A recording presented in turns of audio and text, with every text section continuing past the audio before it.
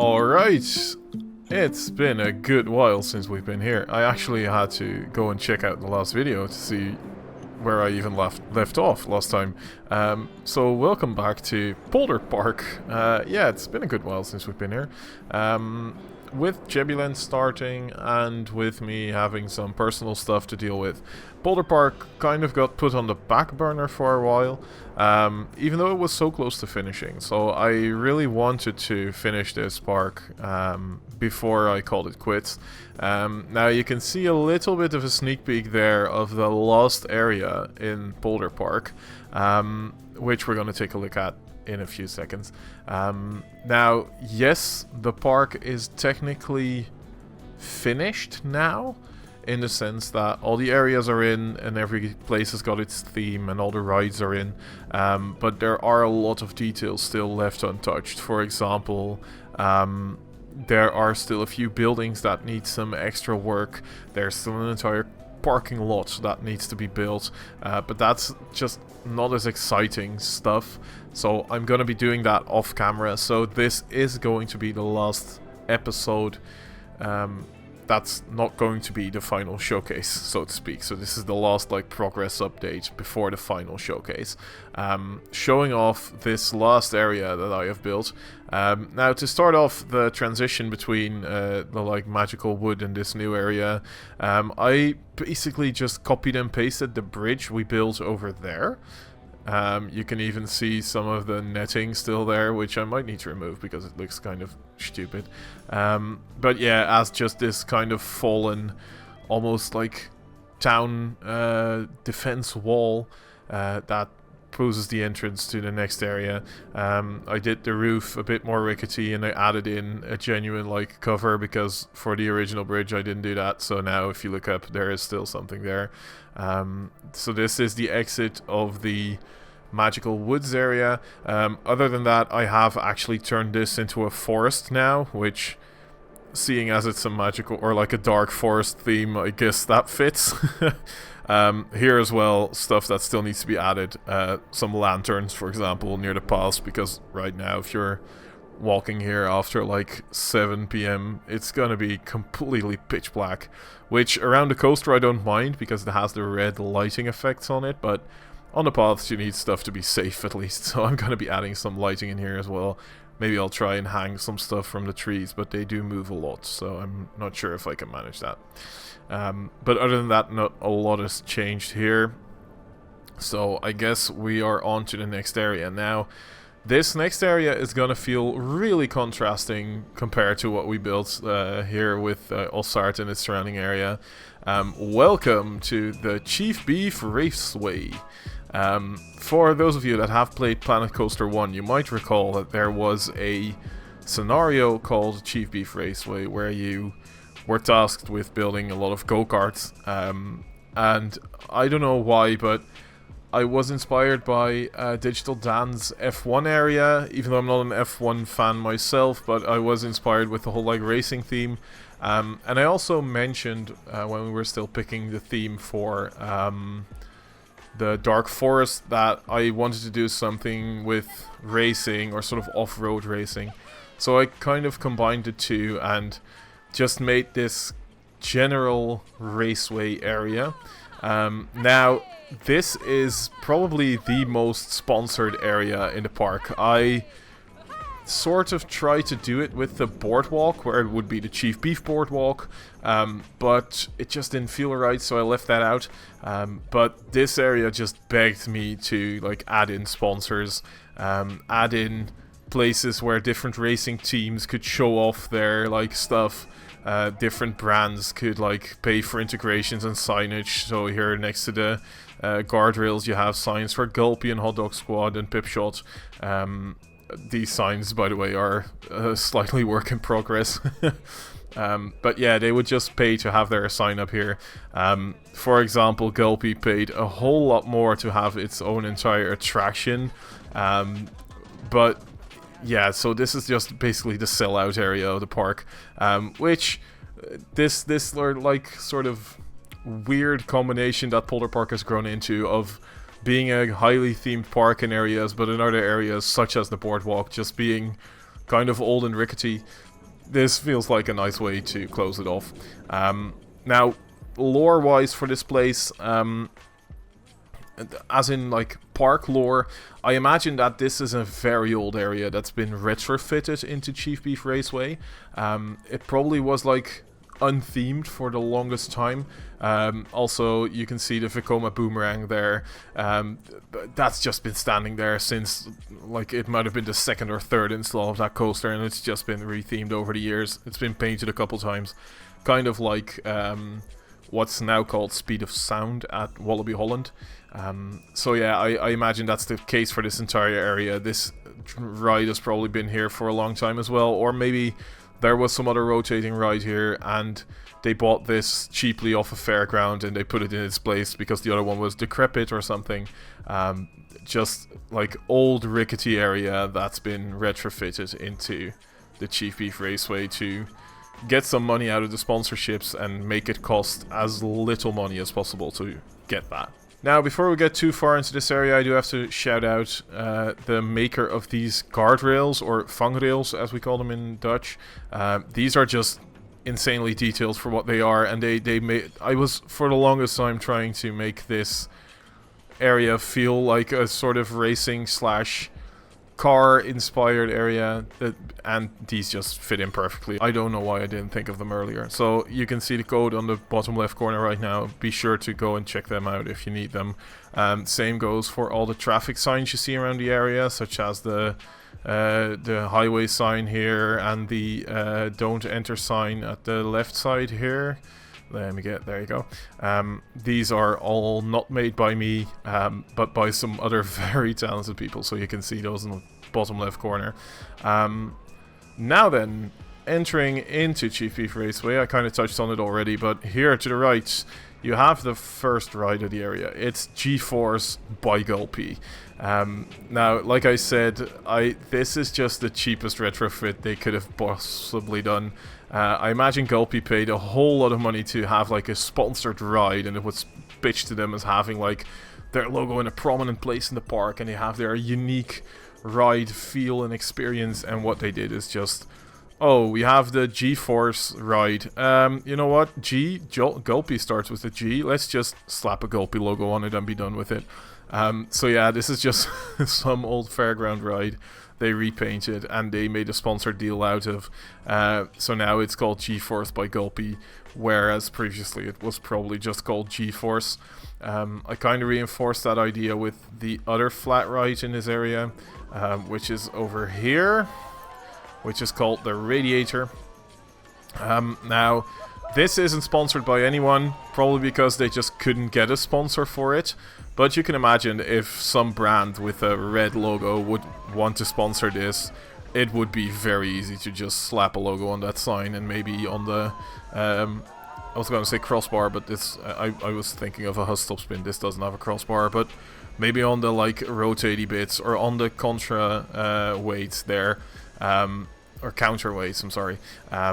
So yeah, right now this isn't sponsored, but it very easily could be, just like G-Force was and is. Now I've done a little bit of the queue here. I still need to add a height marker here.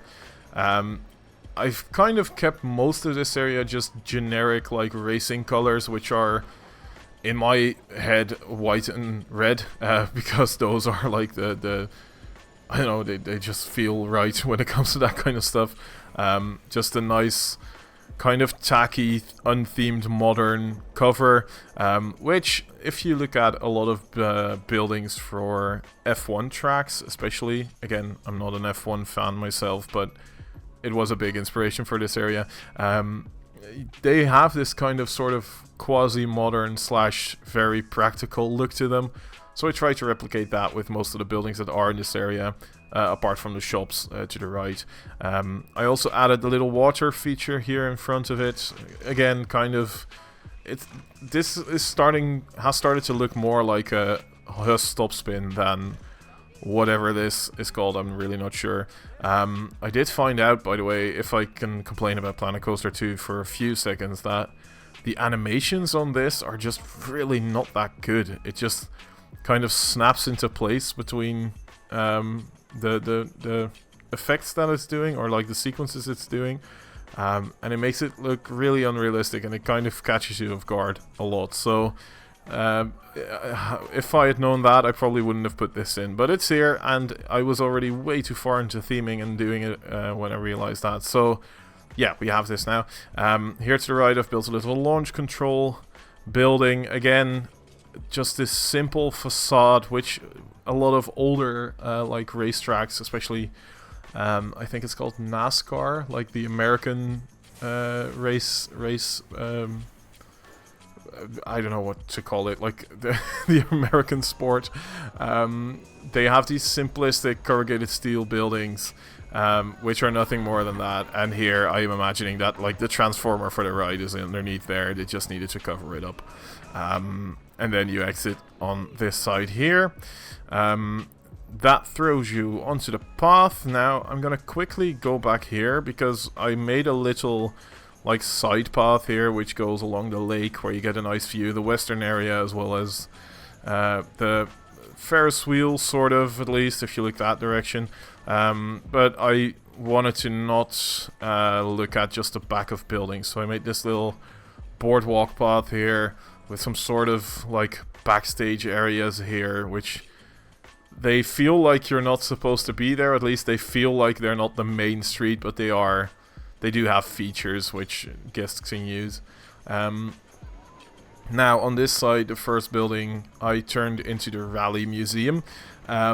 This building was sort of inspired very loosely because it doesn't look anything like it, but just the like kind of rickety and architectural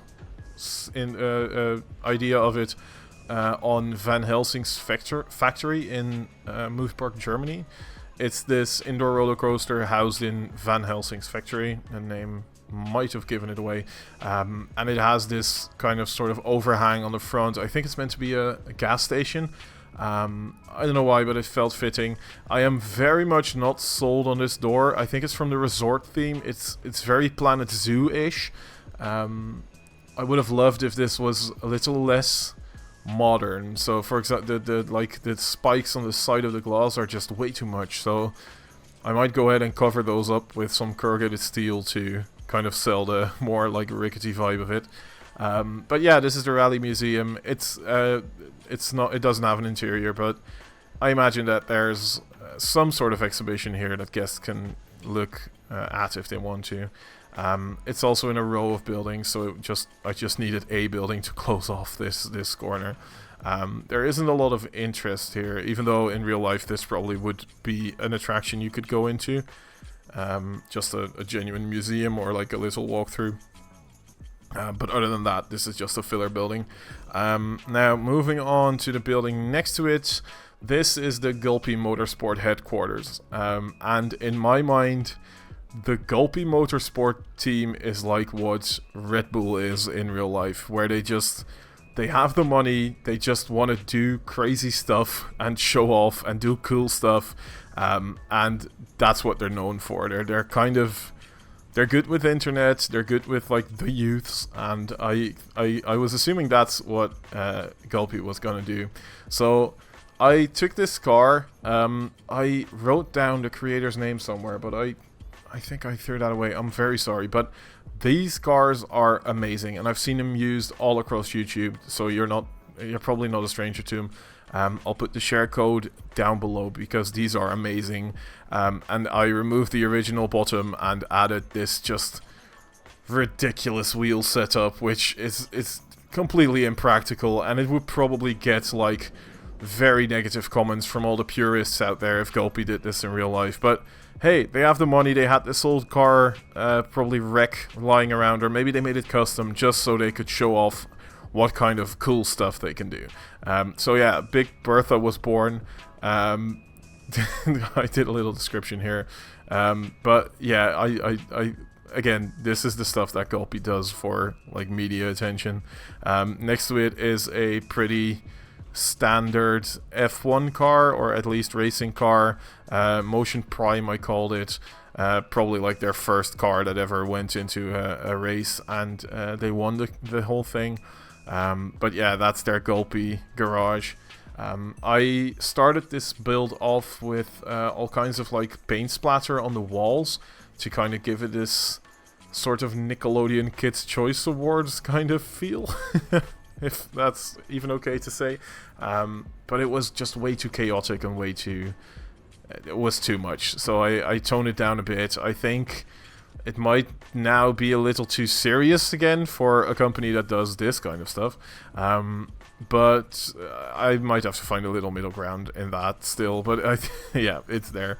And then closing off this little row of buildings, I just noticed I didn't do any of the decals on this, so it's gonna look a little different the next time you see it. But this is Crashing Carlos. This is the quick service restaurant that's here in this area. It's basically a hot dog stand.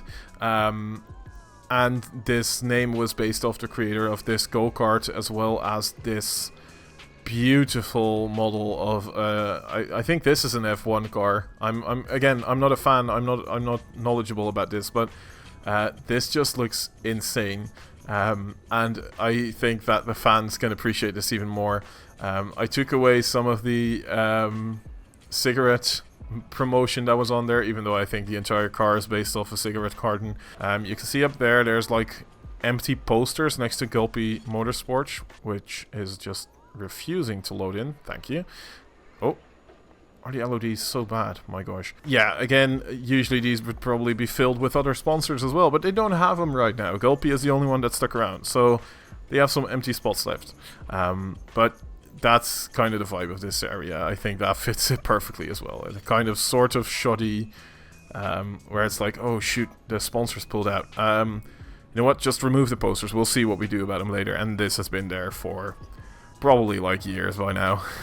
And then across from Crashing Carlos is probably the biggest attraction of this area. Something I've wanted to add since the beginning, which is this Vekoma Boomerang, or sorry, Vector Return Mark 1, I think I did it. This is just a staple of parks around the world. I don't have to explain myself here, I think. And it just felt like I couldn't not add this to this park. With it being an old Dutch park, Vekoma was just using the entirety of the Netherlands as a playground back in the day, especially Walibi Holland, where they just plonked down every prototype, and it's been there since then, and they haven't torn any of them down, or at least not the Condor and the, again, Speed of Sound. So this just felt like it had to go in there. I called it Backburner, and I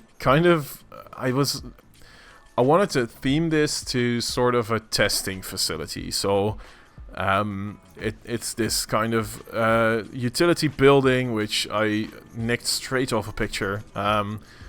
And they were doing some vehicle testing in there to make the vehicles faster and better. So they are testing the backburners. Now, I was adding like a story into this before I realized, like, that's not... Why would they do this? This is a sponsor deal. They are... It's probably for 5 years or something, and then they might pull out, and we have to redo the entire thing. So I kind of left it a bit more vague and just used the leftover track pieces as theming for the sign. I remade one of the track pieces of off of the straight track of the game, and I deleted some of it to make them look a bit more worn down. So now it's Backburner, powered by Chief Beef.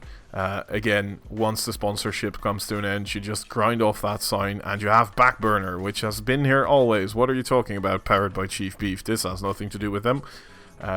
So yeah, that's just the basic vibe of it. Queue, again, switchbacks, because a coaster of this age wouldn't have a themed, like, immersive queue. No, you're lucky you have a few signs here. Knowing modern theme parks, they'd probably put like TVs in here at some point. Oh, I need to redo this path still. I had to do that to line out the fences. That's gonna be gone. This path is gonna be changed. But here again, in the queue, you walk underneath the Cobra roll and you get a nice little view of the head banging you're about to receive. These are not that smooth, to put it lightly. They're kind of known for being a bit of a rattling machine, together with most of the old school Vekoma stuff. I realize as well that pretty much, I mean, apart from the like old, I think that the Raket was made by Zierer in real life. But other than that, we only have Vekoma coasters in this park, which, again, for a Dutch park feels fitting. For those of you that don't know, Vekoma is a Dutch company. So yeah, let's get on a little ride here. There we go. My gosh, that took a while. Now, it's a Vekoma boomerang, you've all seen this, but I felt like a POV was necessary at this point. I did add the tunnel, which is very Wallaby inspired.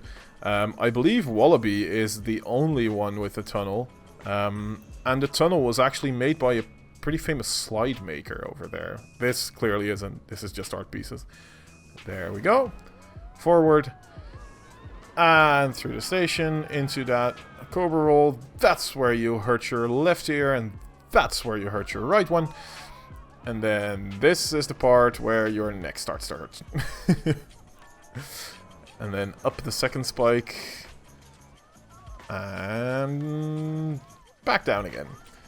Now I did have to fiddle a bit with creating this layout. I wanted to keep the scale kind of realistic. You can see that the track is also sort of misshapen in front of the loop, which I'm still not happy about. But the realistic shape of this layout is way less big than it needs to be for this game to do it correctly. So if you go ahead and build this just in Planet Coaster without changing the friction and changing stuff, you need like a massive lift hill to clear even the smallest loops back and backwards and forwards. But in real life they just aren't like that. They are this tall. I did the measurements, and the loops are this tall as well, and in real life they just make that. But in the game they don't, so I had to put the friction way down, which means it does kind of just shoot up the second spike and fall back down immediately without like hooking onto the chain properly. But hey, it works out and it looks good. I also did a custom support structure instead of the in-game ones, which kind of turned out nice. This ride is probably going to be uploaded to the workshop separately, which is kind of fitting because my most popular creation on Planet Coaster 1's workshop was a boomerang coaster I did together with Fisherman. So yeah, it would be fitting if this was the first thing I uploaded it to Planet Coaster 2. Now, on this side of the Chief Beef Raceway, we enter into the western area, where they have put up a giant sign signaling that you're entering Chief Beef Raceway. I also did this kind of like cornerstone, which you see on a lot of Formula 1 tracks. I desperately try to keep this like general racing themed, but in the end it is a sort of offshoot AliExpress F1 land, which I'm not sure about, but it does look cool. I might try and incorporate some more off-road stuff, just add some off-road vehicles, or maybe change one of the buildings a bit more. The rally museum is sort of off-road. It's distinctively not F1, but I might need to add a genuine rally car in front of here to kind of sell that vibe more. But other than that, I think I have covered everything in this area that's worth noting. That means that we have actually come to the end of Polderpark, I think.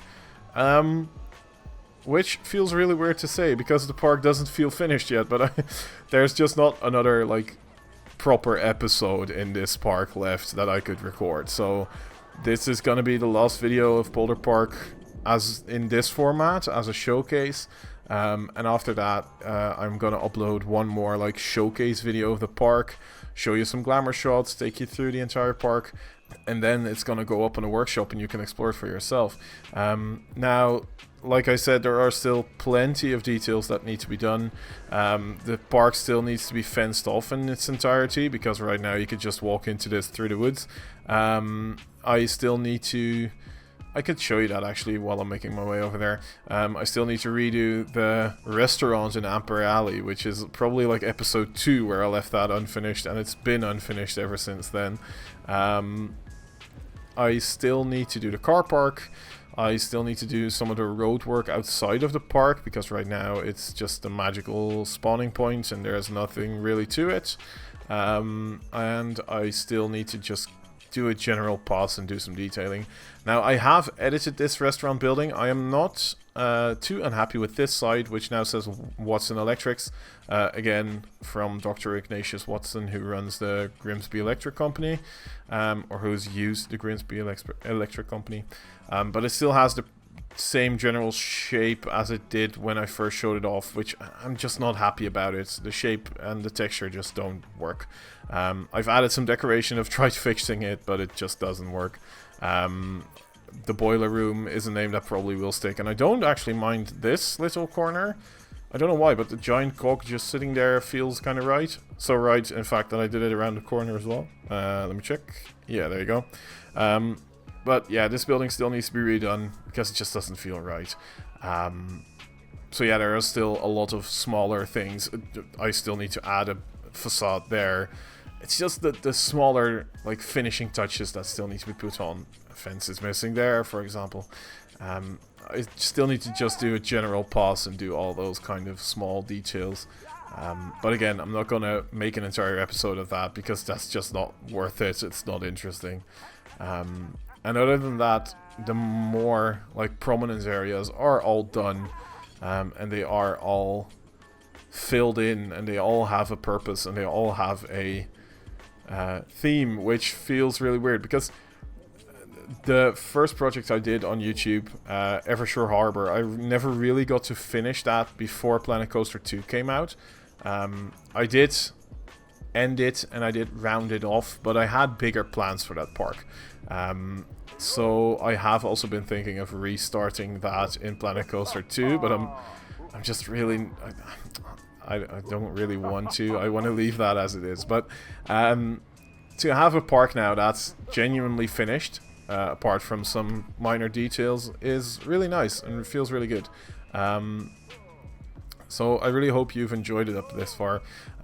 If you have any more suggestions for Polderpark, be it smaller details, be it finishing touches that you've noticed that I've forgotten, please do leave them down below, because I will take a look at them. I've actually missed your suggestions while building the F1 area, which made me really insecure. But it was... I did this build over like a month, just in like 1 hour bursts, half an hour bursts. So they wouldn't really make an interesting video to watch if I put those all one after another. But I did miss having you there to kind of provide me feedback and leave me your thoughts. So please do about this area as well as just the entirety of the park. Like I said, there's still a lot of details to be done, and I would love your input on it before we do the final showcase. So thank you all for watching this final like showcase or show around the park video of Polderpark. The next video in this series will be the proper showcase, and after that it's going to go up in a workshop and you can all have a look at it yourself and see what I've done and not be constrained to my awkward camera moves anymore. So again, thank you for watching. Leave me your thoughts down below and I will see you again really soon, probably in Jebuland again, because some stuff has been happening over there as well.